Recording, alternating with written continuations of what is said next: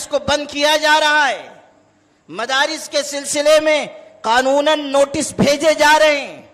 U P میں کتنے مدرسے بلڈوز کر دیے گئے، آپ کے اسی مہاراشٹر میں کتنے مدارس کو نوٹس دی جا رہی ہے، قانونی شکنجہ کسا جا رہا ہے۔ ابھی جب کہ یہ قانون پوری طرح زمین پر اترا نہیں، نافذ ہوا نہیں، تب یہ صورتحال ہے۔ اس لیے کہ نشانہ وقف کی زمینیں تو ہیں، لیکن اس سے پہلے نشانہ آپ کے وہ دینی ادارے ہیں جو اس ملت کی طاقت کا ذریعہ ہے، جو اس ملت کی تقویت کا ذریعہ ہے، جو اس ملت کو کی آواز کو بلند کرنے کا ذریعہ ہے۔